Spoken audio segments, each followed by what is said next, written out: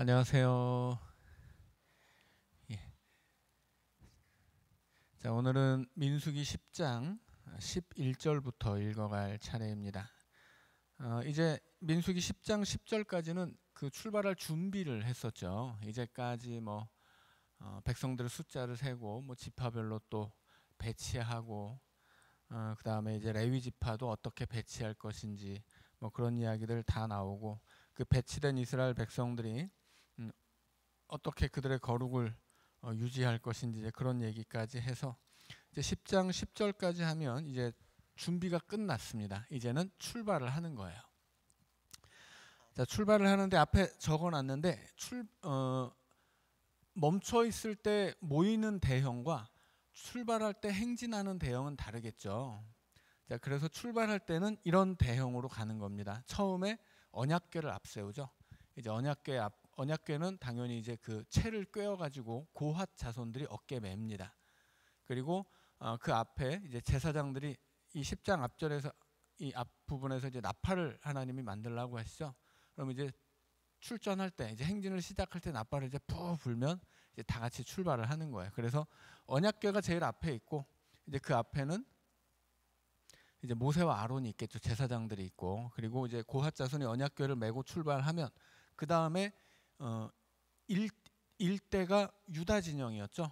그래서 언약궤 뒤로 유다 진영이 따르고, 유다 진영의 뒤로 성막의 그 천과 성막의 어떤 기둥 이런 판때기 이런 것들을 다 짊어진 게르손과 무라리 자손이 그 성막을 짊어지고 유다 진영 뒤를 따릅니다. 그러면 그 뒤에는 성소와 성소 안에 있는 성물을 맡았던 고핫 자손들이 그 성물을 다 또 이 채에 꿰가지고 어깨에 메고 따르는 거예요. 그러면 이제 그 뒤로 르우벤 지파는 이제 성막 다음에 가는데, 이제 유다가 1대, 르우벤이 2대, 에브라임 진영이 3대, 단 진영이 이제 4대죠.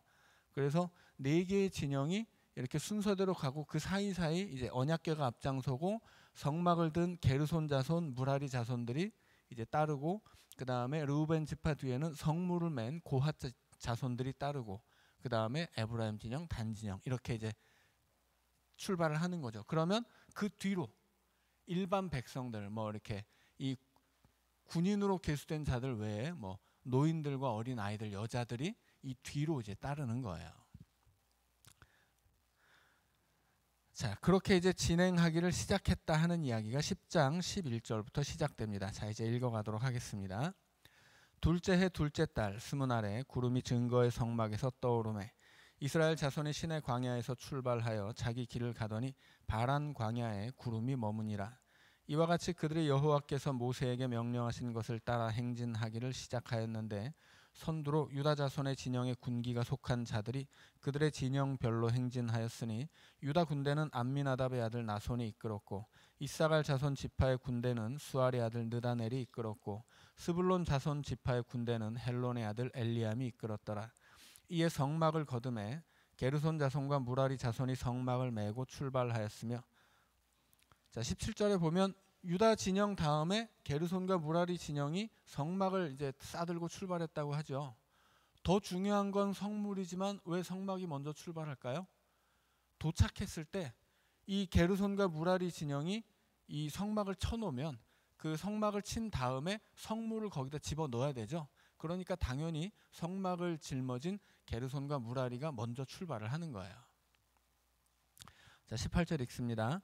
다음으로 르우벤 진영의 군기에 속한 자들이 그들의 진영별로 출발하였으니, 르우벤의 군대는 스데울의 아들 엘리술이 이끌었고, 시므온 자손 지파의 군대는 수리삿대의 아들 슬루미엘이 이끌었고, 갓 자손 지파의 군대는 드우엘의 아들 엘리아삽이 이끌었더라. 고핫이는 성물을 메고 행진하였고 그들이 이르기 전에 성막을 세웠으며, 다음으로 에브라임 자손 진영의 군기에 속한 자들이 그들의 진영별로 행진하였으니, 에브라임 군대는 암미웃의 아들 엘리사마가 이끌었고. 자, 우리 22절에 그 얘기를 하죠. 지금 고핫이는 성물을 메고 행진했고, 그들이 이르기 전에, 성물이 이르기 전에 앞에서 게르손과 무라리들이 이 성막을 쳤다, 그런 이야기를 한 거죠. 자, 22절입니다. 므낫세 자손 지파의 군대는 부다술의 아들 가말리엘이 이끌었고 베냐민 자손 지파의 군대는 기드오니의 아들 아비단이 이끌었더라. 다음으로 단 자손 진영의 군기에 속한 자들이 그들의 진영별로 행진하였으니 이 군대에는 모든 진영의 마지막 진영이었더라. 단 군대는 암미사대 아들 아히에셀이 이끌었고 아셀 자손 지파의 군대는 오그란의 아들 바기엘이 이끌었고 납달리 자손 지파의 군대는 에난의 아들 아히라가 이끌었더라. 이스라엘 자손이 행진할 때 이와 같이 그들의 군대를 따라 나아갔더라.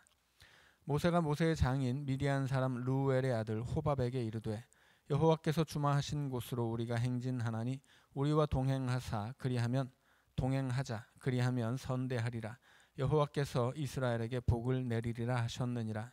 호밥이 그에게 이르되 나는 가지 아니하고 내 고향에 내 친족에게로 가리라. 모세가 청하건대 우리를 떠나지 마소서. 당신은 우리가 광야에서 어떻게 진칠지를 아나니 우리의 눈이 되리이다. 우리와 동행하면 여호와께서 우리에게 복을 내리시는 대로 우리도 당신에게 행하리이다. 자, 이제 이렇게 진영이 출발했는데 이 출발하면서 이 모세가 그의 장인 미디안 사람 르우엘의 아들 호밥에게 우리와 같이 가자 그런 거예요.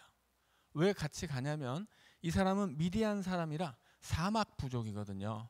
그러니까 지금 이스라엘 백성들이 이 사막을 행진해야 되니까 네가 사막을 잘 아니까 안내자가 되어줘라.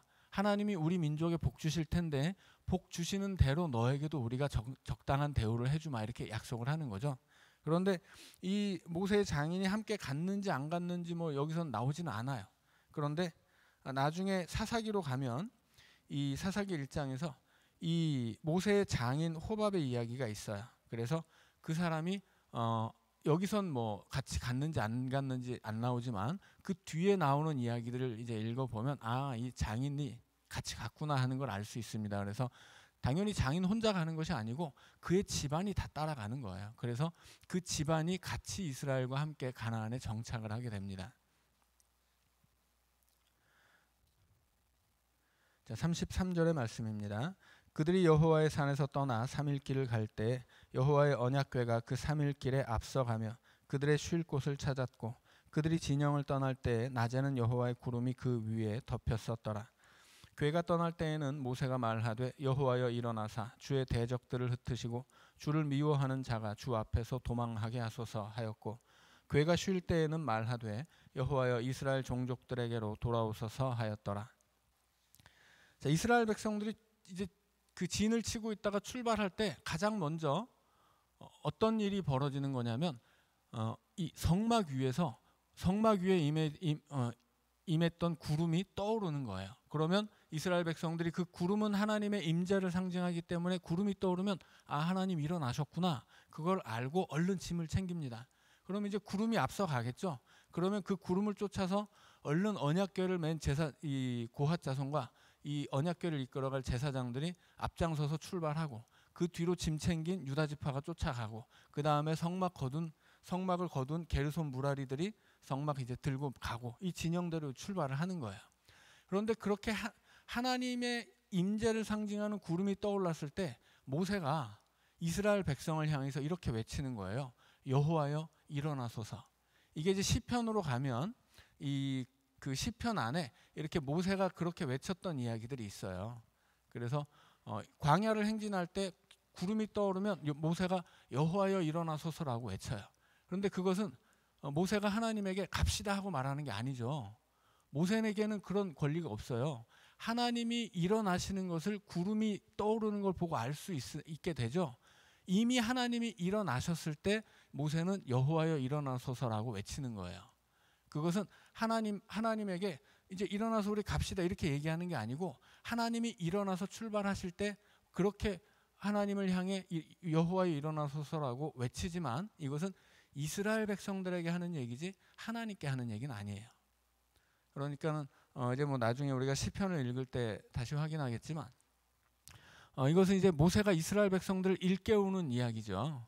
그래서 하나님이 일어나셨을 때 이스라엘 백성을 향해서 모세가 이제 여호와여 일어나소서 그러면 이스라엘 백성들이 그 소리를 듣고 우리 하나님 일어나셨구나 우리도 얼른 일어나자 그리고 이제 출발하는 거예요. 그리고 그 출발하고 행진하는 도중에 또 이렇게 그 성막 위에 구름이 임재하면 그럼 어떻게 되겠어요? 그러면 모세가 이렇게 외치는 거죠. 여호와여 돌아오소서. 앞서가던 구름이 멈추는 거예요. 그러면 하나님이 멈추셨구나. 그래서 하나님이 이제 더 이상 진행하지 않는다는 걸 알지만 모세가 이스라엘 백성을 향해서 여호와여 돌아오소서라고 이제 외치는 거죠. 그래서 이 이스라엘 진영이 출발할 때 구름이 떠오르면 모세가 그렇게 백성을 향해서 여호와여 일어나소서 외쳤고, 하나님이 행진을 멈추시고 구름이 다시 내려앉았을 때는 모세가 이스라엘 백성들을 향해서 여호와여 돌아오소서 그렇게 외쳤었습니다. 자, 이게 이제 나중에 그 시편으로 가면 이제 그런 얘기들이 나오기 때문에 먼저 좀 설명을 드린 거예요. 자, 이제 11장으로 넘어가는데 이제 본격적으로 11장부터는 이 광야에서 있었던 사건들이 시작되는데 25장까지가 이제 광야에서 있었던 사건이거든요. 읽어보면 아주 막 화가 나고 어떻게 이럴 수가 있는가 싶은 그런 얘기들이 이제 계속 이어서 나옵니다. 자, 11장 읽습니다. 여호와께서 들으시기에 백성이 악한 말로 원망하매 여호와께서 들으시고 진노하사 여호와의 불을 그들 중에서 붙여서 진영 끝을 사르게 하시매 백성이 모세에게 부르짖음으로 모세가 여호와께 기도하니 불이 꺼졌더라. 그곳 이름을 다베라라 불렀으니 이는 여호와의 불이 그들 중에 붙은 까닭이었더라. 출발하자마자 어떻게 됩니까? 출발하자마자 불평불만이 튀어나왔어요. 왜 그랬을까요? 진영을 다 짜고 여기 진영을 짜는 것까지는 가만히 모여서 하는 거잖아요. 이제 출발하자마자 삐걱대기 시작했다는 얘기예요. 뭐 어떤 사람은 빨리 가고 어떤 사람은 늦게 가고 뭐 앞서가는 사람들은 너 왜 빨리 가? 뭐 뒤를 향해서 빨리 좀 걸어. 뭐 이렇게 서로 막 이렇게 삐걱거리기 시작한 거죠. 그리고 어떤 사람은 앞서가고 또 어떤 사람은 뒤서가니까 앞을 보면서 저놈들은 뭔데 우리보다 앞서가지? 우리는 왜 뒤서가는 거야? 이렇게 불평불만할 수도 있었겠죠. 그래서 이스라엘 백성들이 시작하자마자 악한 말이 나와요. 그리고 여호와께서 들으십니다. 11장 앞까지는 계속해서 하나님이 말씀하시고 이스라엘 백성들이 들었어요. 그런데 이제는 백성들이 말하고 하나님이 듣습니다. 주객이 전도된 거죠. 이게 망하는 길이에요. 불평불만을 시작하면 하나님을 향해서 이게 없어요, 저게 없어요, 이게 싫어요, 저게 모자라요 이런 얘기하기 시작하면 이제 그것이 망하는 길이에요. 그래서 악한 말로 원망을 하니 하나님이 진노하십니다. 그래서 어떻게 되냐면 여호와의 불을 그들 중에 붙여서 진영 끝을 사르게 하세요. 진영 끝이라고 하는 건 어디겠어요? 진영 끝은 이런 데죠, 이런 데. 끝이니까 여기일 수도 있지만 끝이라고 하는 게 이런 이 진영 바깥쪽을 이야기할 수 있는 거니까 이 뒤를 얘기할 수도 있고 이 진영의 경계를 얘기할 수도 있죠. 아무튼 이 진영의 중간을 쳤으면 다 죽었을 텐데 그러지 않고 하나님이 진영의 끝을 친 거예요. 그것은 경고하는 거죠, 경고. 이스라엘 백성들이 악한 말로 원망을 하니까 하나님이 진노하셨지만 이제 출발하는 시간이잖아요. 그래서 하나님이 경고만 하신 거예요. 그 진영 끝을 쳐서 아무도 안 죽은 거죠. 악한 말을 했어도. 그러나 경고로 시작되지만 이것이 이스라엘 백성들도 이제 단순히 그 불평불만의 시작에 지나지 않기 때문에 이제 앞으로 이제 굉장한 일들이 이제 계속 벌어지게 되겠죠. 자, 4절 말씀 읽습니다. 그들 중에 섞여 사는 다른 인종들이 탐욕을 품음에 이스라엘 자손도 다시 울며 이르되 누가 우리에게 고기를 주어 먹게 하랴. 시작하자마자 이제 고기는 왜 안 주냐고 이제 불평불만이 나왔습니다. 우리가 애굽에 있을 때에는 값없이 생선과 오이와 참외와 부추와 파와 마늘들을 먹은 것이 생각나거늘. 이건 다 뭐예요? 반찬이죠. 반찬 투정을 시작했다 하는 거예요. 자, 반찬 투정은 옳지 않습니다. 자, 6절입니다. 이제는 우리의 기력이 다하여 이 만나 외에는 보이는 것이 아무것도 없도다 하니 반찬 투정하면서 아유 반찬이 시원찮으니까 몸에 힘이 없네, 행진할 힘이 없다 이런 얘기를 하는 거예요.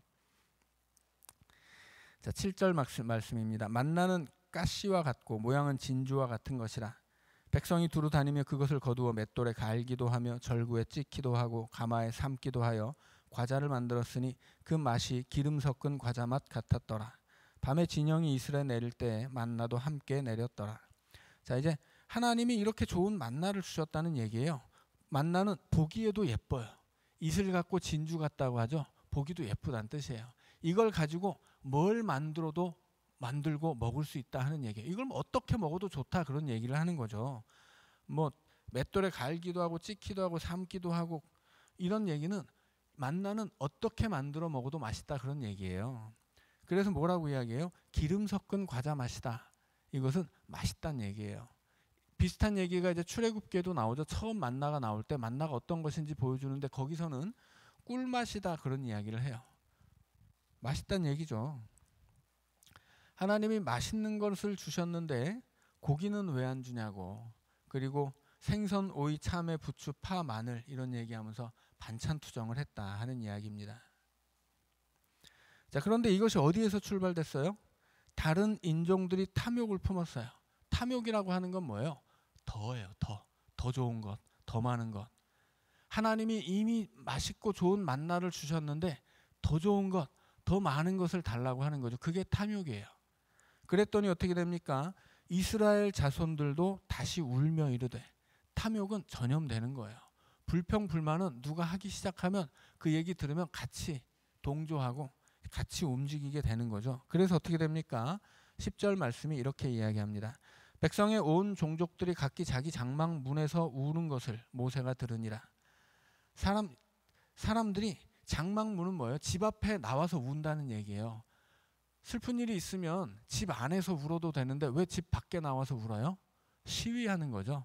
모세한테 우리 좀 보라고. 우리 지금 울고 있지 않냐고. 우리가 지금 이렇게 속이 터져서 울고 있다. 너 이거 똑똑히 봐라. 이런 얘기를 하는 거예요. 자, 이러므로 여호와의 진노가 심히 크고 모세도 기뻐하지 아니하며 모세가 여호와께 여짜오되 어찌하여 주께서 종을 괴롭게 하시나이까. 어찌하여 내게 주의 목전에서 은혜를 입게 아니하시고 이 모든 백성을 내게 맡기사 내가 그 짐을 지게 하시나이까. 이 모든 백성을 내가 배었나이까. 내가 그들을 낳았나이까. 어찌 주께서 내게 양육하는 아버지가 젖 먹는 아이를 품듯 그들을 품에 품고 주께서 그들의 열조에게 맹세하신 땅으로 가라 하시나이까. 모세가 손 들어버린 거예요. 시작하자마자 불평 불만을 쏟아내고 고기 왜 안 주냐고 반찬 투정을 해대고 사람들이 저마다 집 밖으로 나와서 울면서 시위를 하니까 손 들고 하나님, 나 도저히 이거 할 수가 없습니다. 내가 뭐라고. 내가 쟤네들 무슨 낳은 엄마입니까? 내가 쟤네를 길러야 되는 아버지입니까? 내가 도대체 뭐라고 쟤네를 나한테 맡겨서 지금 나더러 쟤네 데리고 가라고 하십니까? 이렇게 얘기하는 거예요. 앞서 출애굽기에서 보여주었던 모세의 모습과는 좀 다르죠. 지금 이 이야기 속에서 4절 위에 제목이 적혀 있죠. 모세가 장로 70인을 뽑다. 장로 70인이라기보다는 지도자 70인을 뽑는 것인데 여기서 이제 모세가 모세 자신을 도와줄 그 70명의 사람을 뽑는 거예요. 그러니까 모세가 혼자서 이스라엘을 이끌어가는 것이 아니라 이제 70명을 더 뽑아가지고 같이 그 리더십을 분담하려고 하는 것인데 지금 모세가 혼자서는 도저히 이스라엘 백성들을 이끌고 갈 수가 없었다라고 하는 사실을 보여주고 있는 겁니다. 자, 13절입니다. 이 모든 백성에게 줄 고기를 내가 어디서 얻으리이까. 그들이 나를 향하여 울며 이르되 우리에게 고기를 주어 먹게 하라 하온즉 책임이 심히 중하여 나 혼자는 이 모든 백성을 감당할 수 없나이다. 자, 우리가 읽었던 출애굽기 18장 18절을 보면 모세의 장인이 모세에게 찾아와서 뭐라고 얘기하냐면 모세 혼자서 이스라엘 백성들이 가지고 온 그 송사를 재판하고 있으니까 이 일이 너 혼자서는 할 수 없고 이게 너무 중요한 일이라 너 혼자 감당할 수 없다. 그러니 일꾼을 뽑아라. 그래서 어떻게 돼요? 1000부장, 100부장, 50부장, 10부장을 뽑아서 일을 분담하죠.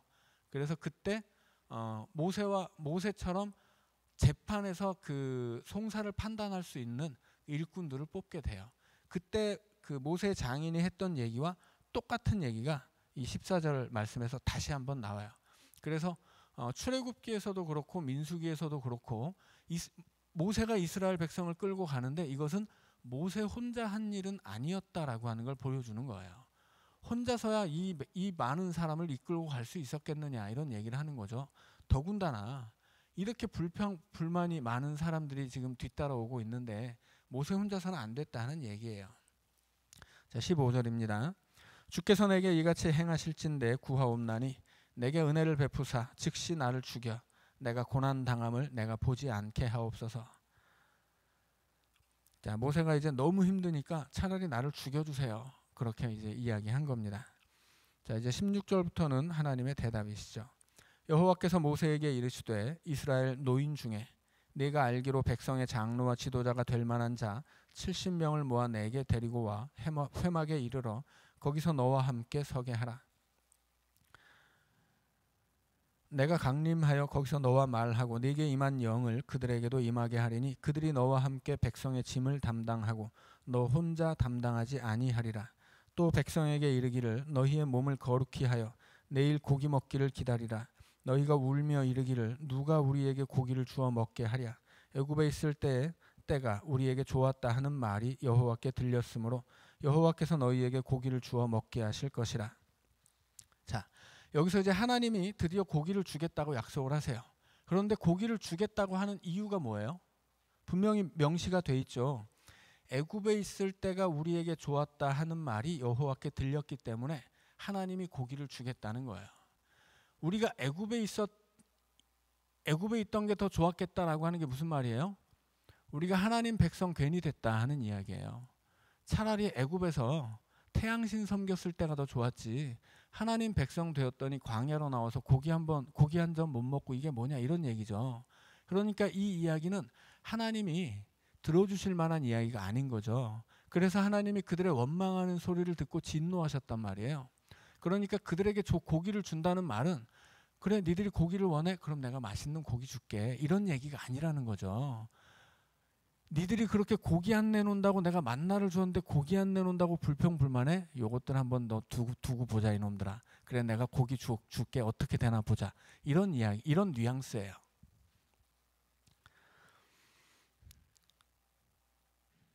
자, 그런데 이제 그 와중에 이제 하나님이 백성의 지도자가 될 만한 70명을 모아서 데려와라 그렇게 말씀하시죠. 그리고 뭐라고 이야기하시냐면 너에게 준 영을 그들에게도 주겠다 이렇게 말씀하세요. 그러면 우리가 이 말씀 속에서 구약시대에도 성령이 임하시는 사건이 있었구나 이렇게 오해할 수 있는데 오해예요. 구약에는 성령이 나오지 않습니다. 자, 이것은 번역의 문제예요. 번역의 문제. 여기서 하나님의 영이라고 하는 것은 히브리어로 루아흐라고 하는 것인데 창세기에서 사람에게 하나님이 루아흐를 불어넣어서 생명을 만드세요. 그러니까 그때 사람을 뭘로 만드냐면 흙에서 나온 먼지로 만들거든요. 흙이 아니에요. 흙의 먼지예요. 흙의 먼지로 사람을 만들고 그 사람 안에 하나님이 생기를 불어넣으시죠. 그래서 사람이 되는 거예요.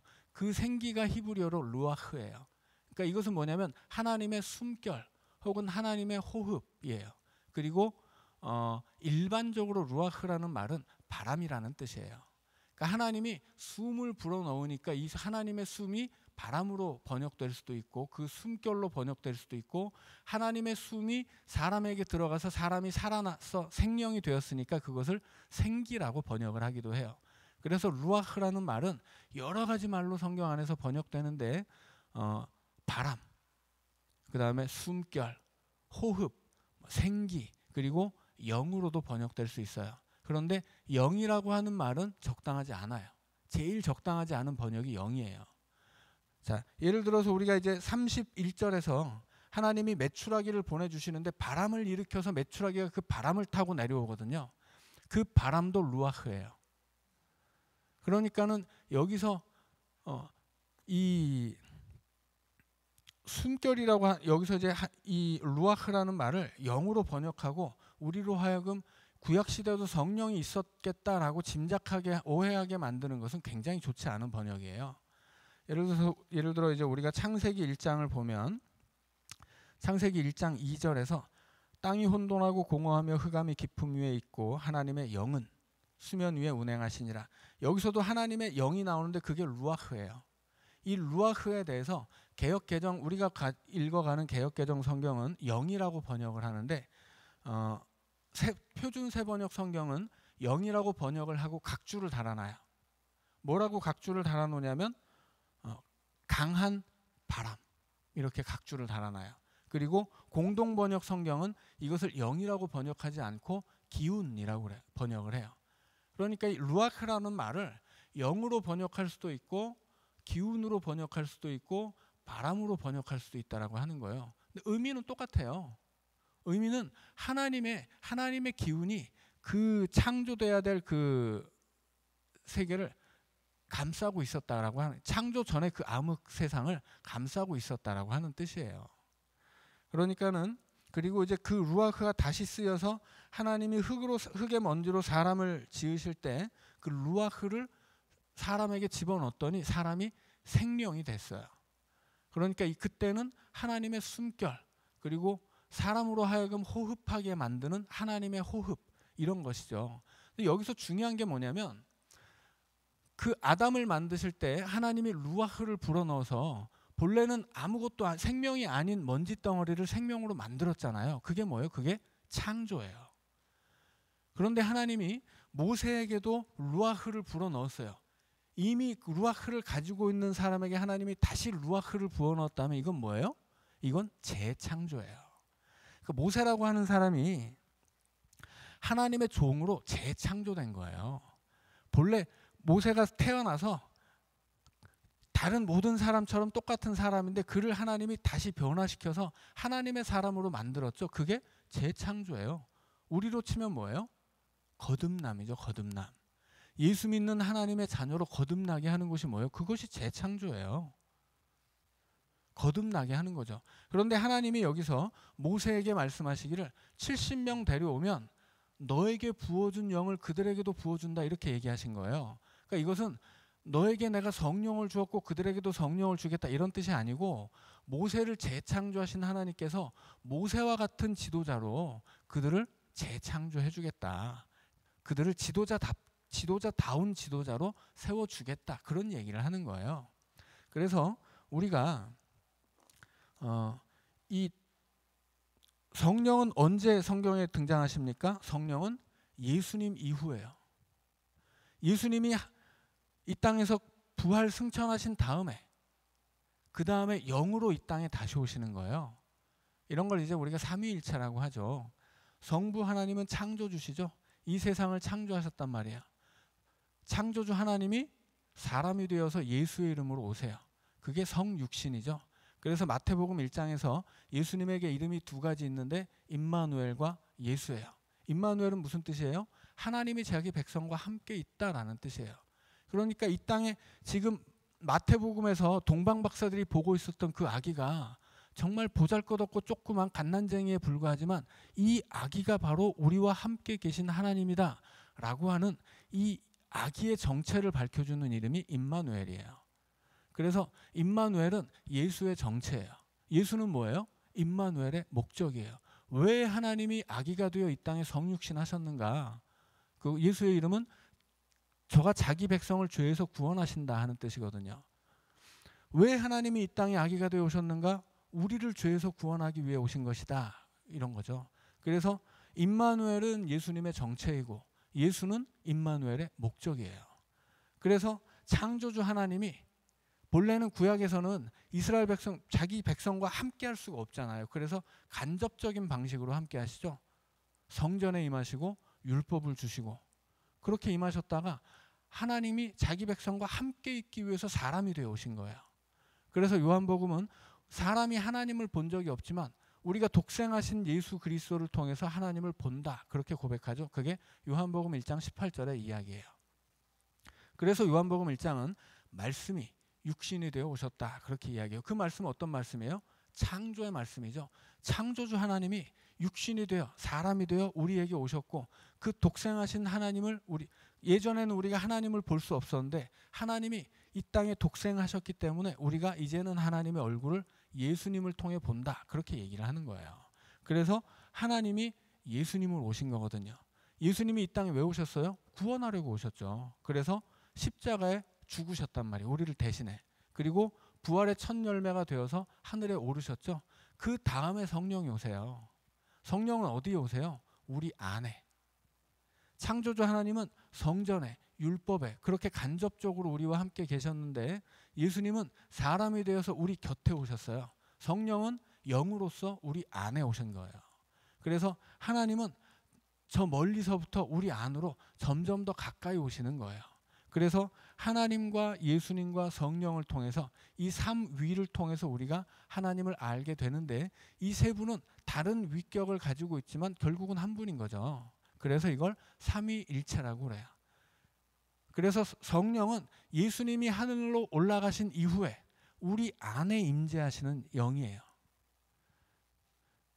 그래서 성령은 예수님 다음에 등장하시는 분이에요. 성경 안에서. 성령을 구약으로 데려오면 안 된다라고 하는 얘기죠.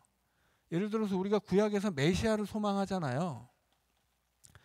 구약 성경은 메시아를 예언하는 것이지 예수 그리스도를 예언하는 거지 예수 그리스도를 예언하지 않아요. 그들이 구약에서 기다려온 그리스도로 예수님이 오신 거예요. 그러니까는 구약을 보면서 예수님 얘기를 하는 것은 곤란해요. 구약은 메시아를 기다리는 거예요. 메시아를 예언하는 거예요. 그 메시아로 예수님이 오신 것이고, 그러니까 결국은 이 구약의 모든 이야기가 예수님을 향해 있더라도 그것을 구약의 이야기를 바로 예수님으로 바꿔버리면 안 되는 거예요. 왜냐하면 구약은 구약의 이야기가 있거든요. 구약의 이 모든 이스라엘의 역사와 사건들을 통해서 하나님이 말씀하시고자 하는 바가 있단 말이에요. 이거를 다 예수님으로 바꿔버리고 성령으로 바꿔버리면 구약의 이야기의 맥락을 흐트러뜨리게 돼요. 결국은 구약이 무슨 얘기를 하는지를 모르게 되는 거예요. 그래서 구약은 구약대로 읽고 그 다음에 구약을 통해서 신약을 해석해야 되는 것이지 신약을 가지고서 구약을 해석하는 것은 잘못된 방법이에요. 그래서 이것은 좀 어려운 이야기이긴 하지만 성경을 바르게 이해하기 위해서는 꼭 알아야 되는 기본적인 맥락이라고 할 수 있습니다. 그래서 여기서 구약에 나오는 하나님의 영은 하나님의 어떤 권세 혹은 하나님을 대리하는 하나님 예를 들어서 야곱을 찾아온 하나님의 사자가 있잖아요. 그런데 야곱에 관한 이야기를 읽어보면 하나님의 사자와 하나님이 왔다 갔다 해요. 둘 다 나와요. 결국은 하나님의 사자가 하나님이에요. 그런데 틀린 말이 아니죠. 사자라고 하는 건 뭐예요? 전권을 위임받은 대사가 사자예요. 그러니까는 하나님의 사자는 하나님과 다르지 않거든요. 그래서 하나님이 직접 올 수 없기 때문에 사자를 보내지만 사자라고 해서 하나님과 다른 존재가 아니라는 거예요. 그래서 하나님과 사자가 같이 쓰여도 전혀 이상하지 않아요. 왜냐하면 하나님과 하나님의 사자는 당연히 똑같은 것이기 때문이죠. 자, 그래서 여기서 이제 우리가 하나님의 영이라고 하는데 이것은 이 하나님의 영이라고 하는 것은 하나님은 영이시라고 분명히 요한복음이 이야기하죠. 영이신 하나님에게 또 다른 영이 있을 수는 없어요. 이제 그렇게 얘기하면 이제 이단이 되는 거예요. 사입이나. 그래서 하나님의 영이라고 하는 것은 이제 이 말 자체로 신학적으로 보자면 좀 이렇게 좀 올바르지 않은 표현이에요. 그리고 여기서 분명히 하나님의 영이라고 하는 것이 신약이 이야기하는 성령이 아니라 그것보다는 어떤 하나님의 숨결, 그 숨결을 통해서 사람을 재창조하시고 모세를 재창조하셔서 별것도 아니었던 모세를 이스라엘의 지도자로 세우셨듯이 이제 별것도 아닌 사람들을 데려오면 하나님이 그들을 별것 같은 별것이 되는 그런 지도자로 세워주겠다고 하는 말씀을 하시는 거예요. 그러니까는 여기서 괜히 그 신약 이야기를 가져오면 오히려 이 구약의 이야기 맥락을 이제 흐트러뜨리고 오해하는 계기를 만들 수 있다. 이제 그런 것이죠. 자, 여기까지 하고 이제 3분 쉬었다가 또 다음 본문을 읽어가도록 하겠습니다.